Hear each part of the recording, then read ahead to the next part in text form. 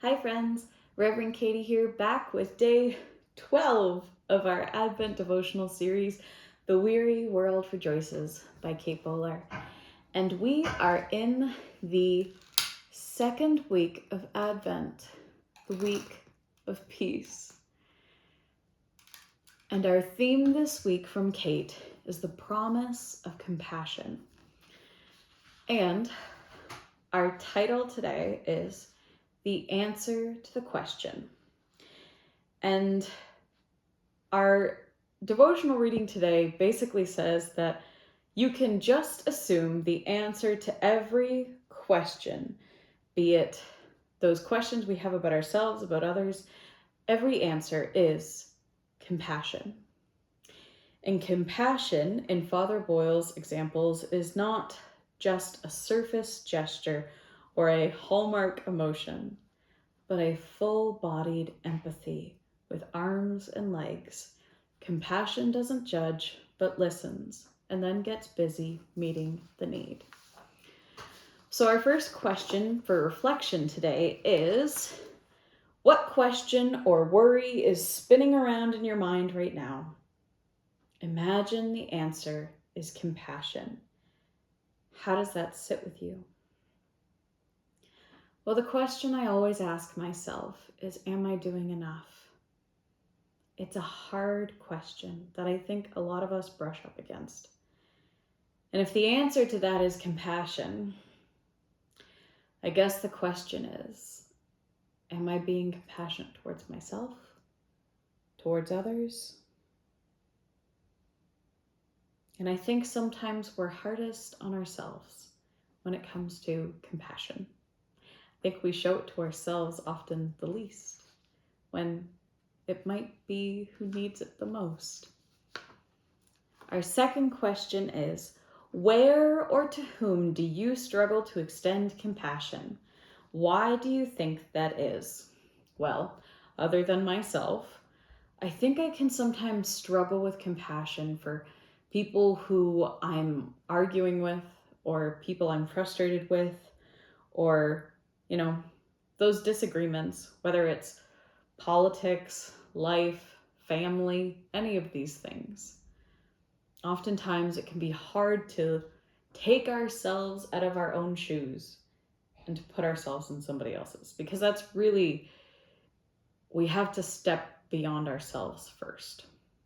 And also recognize that we can never truly think without our own bias, but that we can really try to hear from others' perspectives. I really struggle to show compassion for people who call me with scams on the phone. So I guess today I'm going to challenge myself to think of how I can be more compassionate even in those most difficult situations. And Kate asks us to respond this week. Imagine you're with your best friend or your favorite aunt or someone who fully believes in you. How do they extend compassion to you? How can you try this week to extend compassion like that to others? My Aunt Kathy always listens fully, and she tries to empathize with us without assuming she knows everything. Oftentimes, the most important moments we have together are when she's just sitting with me. I remember before my ordination interview, I was so stressed and scared and nervous, and she just sat with me and listened and just was really, really there. Because sometimes you really just need compassion to get you through.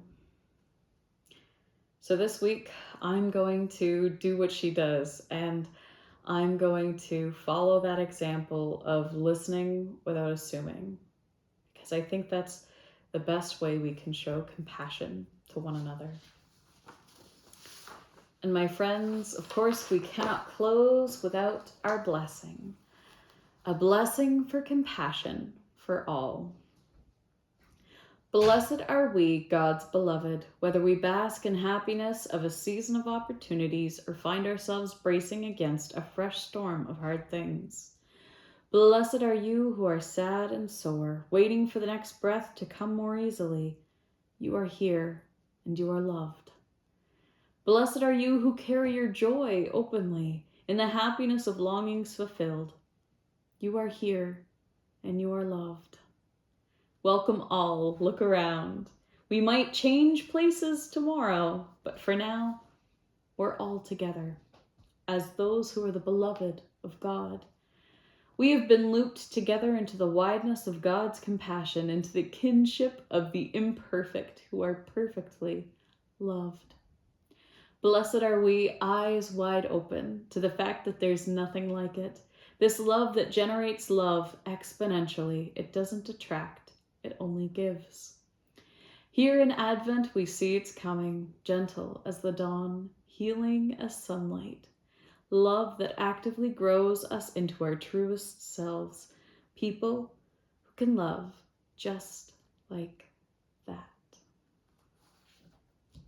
And my friends, I will see you here again tomorrow, I hope, for day 13 of our Advent devotional.